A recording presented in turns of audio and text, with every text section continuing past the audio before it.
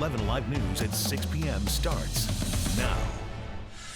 First at 6, the nation's Arctic blast continues to roll on. Tens of millions of Americans have endured bone-chilling temperatures, blizzard conditions, and power outages. And now it's North Georgia's turn to get a taste of the action. Take a look at this shot from Blue Ridge.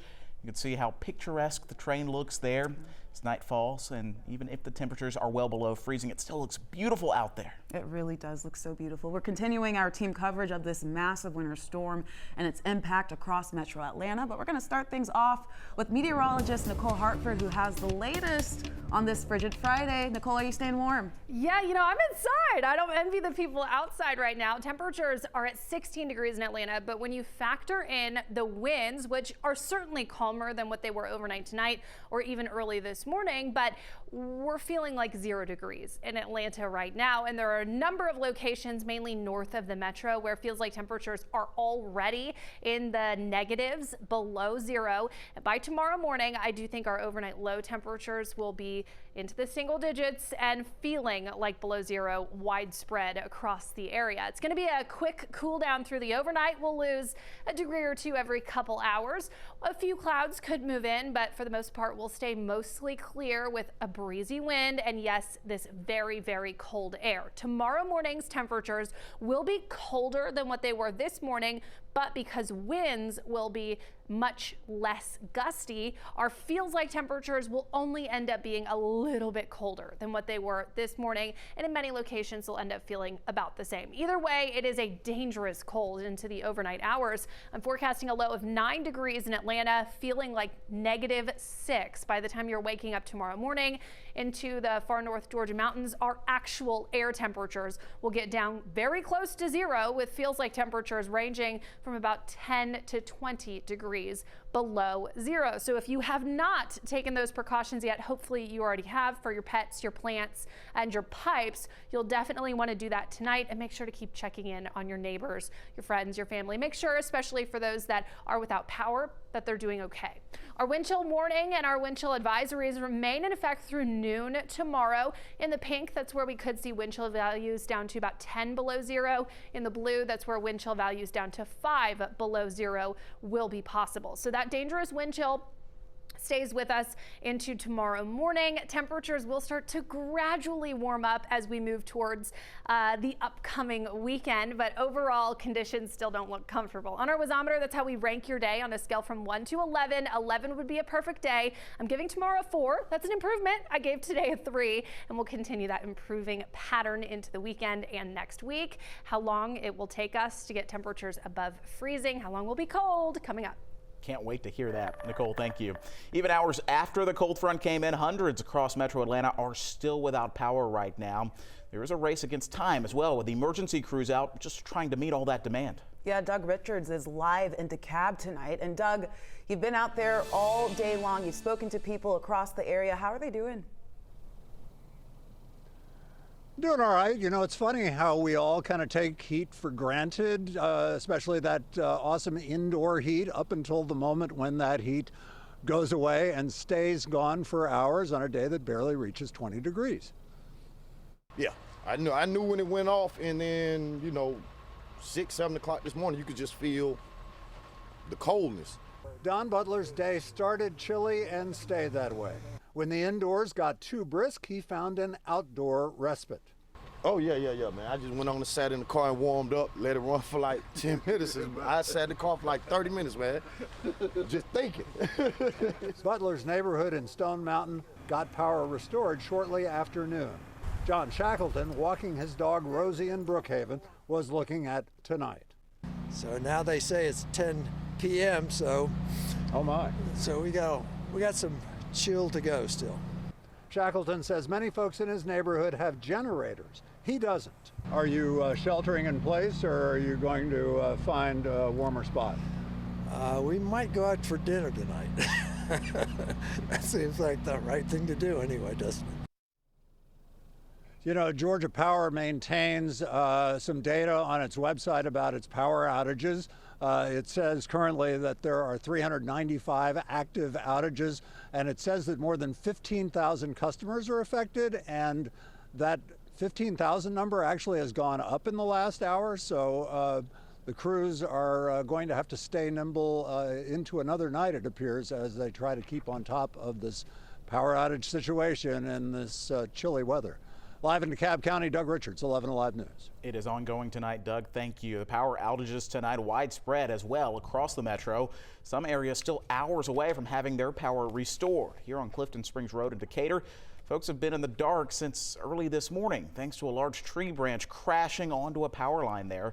Pat Callahan says she was up before 3 in the morning and realized she was without power and has had to spend the day doing all she can just to stay warm.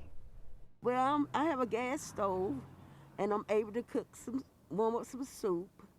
And I sit in the kitchen and with the gas stove on. I know we're not supposed to have it on, but I need to be warm, and I am covered up. As for when the power will return, Callahan says she's been told the best estimate is around midnight tonight. All right, so just in case you do happen to lose power or you're just hunkering down tonight, there are a couple of ways to stay safe and warm. Latasha Givens picks up our team coverage in South Fulton. The weather right now is a shock for many of us here in Georgia simply because we're not used to it. So we want to give you a few reminders to make sure you stay safe, informed, and prepared, starting with your vehicle. Before you head out to get those last-minute items, you'll want to make sure your tank is full of gas and you have other items in your car like water, blankets, and snacks just in case you get stranded. GDOT is brining roads and halting construction projects, but black ice can also be a problem on side streets, so officials say it's best to stay off the roads if you can. Corey Stith's pantry is stocked with food to keep him warm, but don't forget to charge all of your electronics too. I got a couple battery packs at the house already. With projected wind speeds topping at 40 miles an hour, be sure to bring in your plants and pets, as well as any outdoor furniture or equipment. You just want to have your pipes insulated. And if your pipes are not insulated, let the waters drip.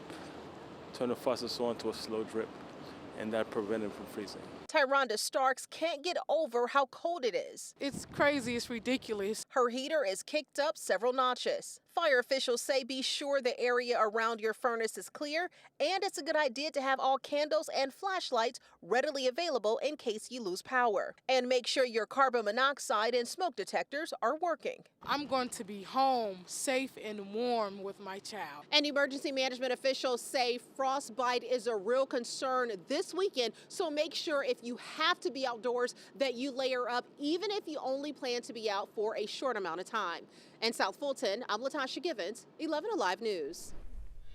All right, you're taking a live look now out at the tarmac at Hartsfield-Jackson Airport. The tracking website FlightAware shows close to 600 flights have had some sort of delay and around 150 have been scrubbed.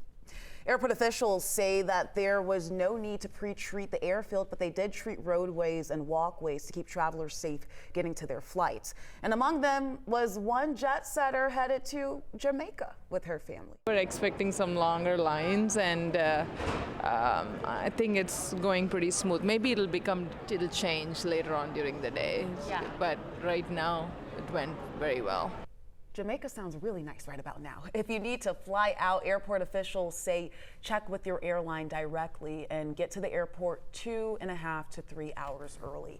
And don't forget, you can stay updated on the impact of this Arctic blast by downloading our 11 Alive app. It's available to download right now for free in your app store.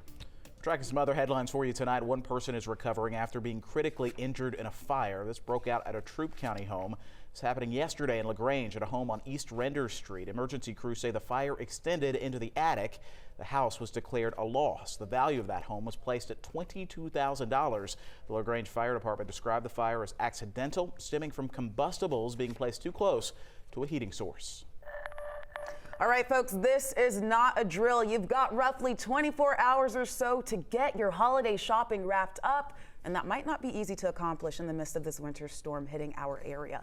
11 Alive's Bo Beth Yates joins us now live from Lenox Square with more on the last minute holiday rush. Hey, Bo Beth.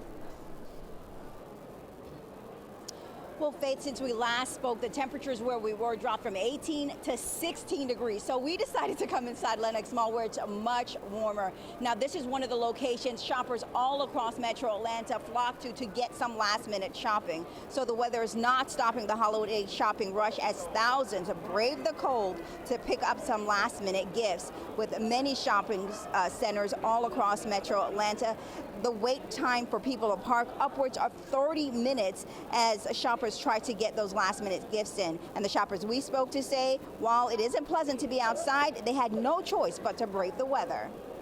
Have some last-minute shopping to do. Otherwise, I'd be at home, nice and warm. It's cold, but as long as you move around, it's okay to me. Now, we did notice that shoppers who were outside literally weren't staying out there long. They were running from the car directly into the building, and many of them were fully covered up, not trying to be exposed to the weather at all. Sending it back to you guys. All right, thanks so much for that report. When we come back, some Metro Atlanta kids are making it their mission to rally behind 4 of their classmates.